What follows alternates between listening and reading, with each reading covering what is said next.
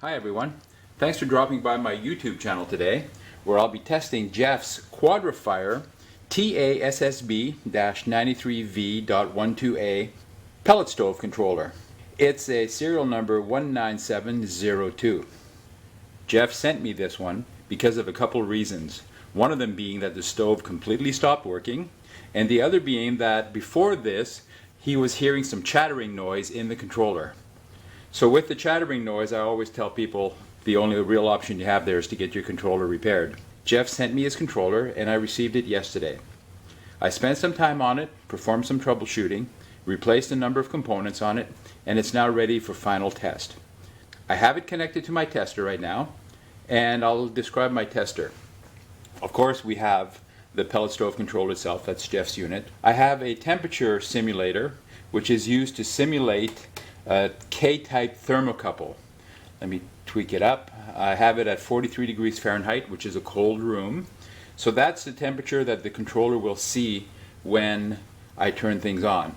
And I have my tester, which has a number of light bulbs, which I use to simulate the different features of your stove. One of them being the igniter, one being the combustion or exhaust fan, one being the auger, and finally in red I have a light bulb that simulates the convection or room fan. Just know that for this controller the room fan will not come on for testing.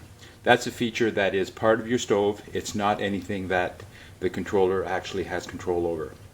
The last thing I'll note is I have a thermostat and I have an indicator bulb, which is a call for heat lamp, which is what you have on the back of your stove, whether internal or external, but typically it's there. The controller is being powered on for at least half an hour now, so all of the timers have elapsed and all the lights and fans are off. Let's go ahead and do a call for heat using the thermostat, and as we'll see, that will cause the light here, which is my call for heat light, to come on. So let's turn up the request for heat, and you see as I did that, the call for heat lamp came on, the combustion fan came on, the auger motor came on, and so did the igniter. In this mode, if I were to leave it like this for at least 2.5 minutes, I've noted that on the controller, 2.5 minutes, the auger motor will shut off. If I leave it on in this mode for about 8.5 minutes, as I noted on the controller, the igniter will shut off. That means that either there's no pellets in the fire pit or the igniter's not working, but there's no point in trying to keep that on. The controller will shut it off. And finally, if I leave it in this mode for at least 12 minutes, the combustion fan will also shut itself off. That's a feature of the controller. The other two things that I've noted on the controller is that the green light on the side of the controller itself will come on at 315 degrees Fahrenheit, and the little red indicator over here on the side of the controller will come on at 1400 degrees Fahrenheit. Let's go ahead and ramp up the temperature a little bit and we'll see the green light come on. As I approach 315, we should see it come on with the camera.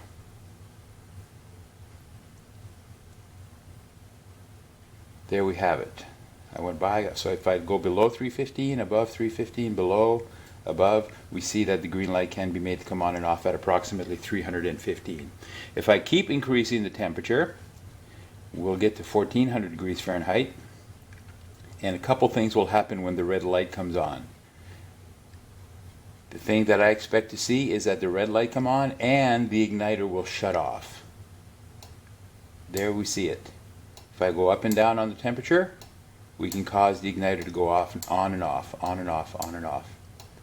If we were to leave it in this mode, the auger would continue to drive pellets into the fire pit, the fire would roar, and the body of the stove would warm up to the point where the convection fan would come on and blow heat into the room.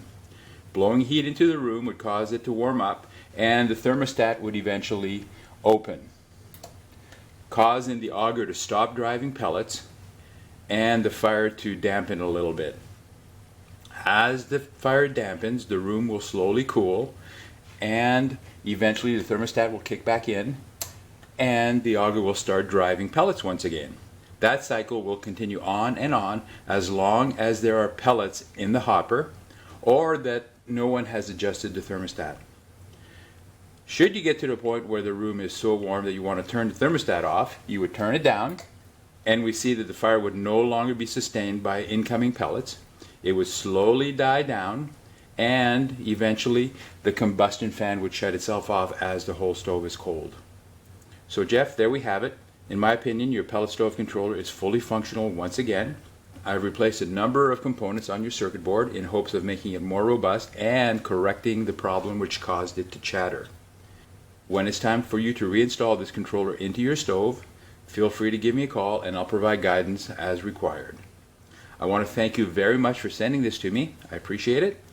For all you other QuadraFire pellet stove controller owners out there, if you have questions about your own controller or you have a need to have it repaired, check out the description just below this video. There you'll find a link to my contact information. I'll be glad to answer any questions you may have, and if it comes to the point where it needs to be serviced, I'd be happy to do that for you.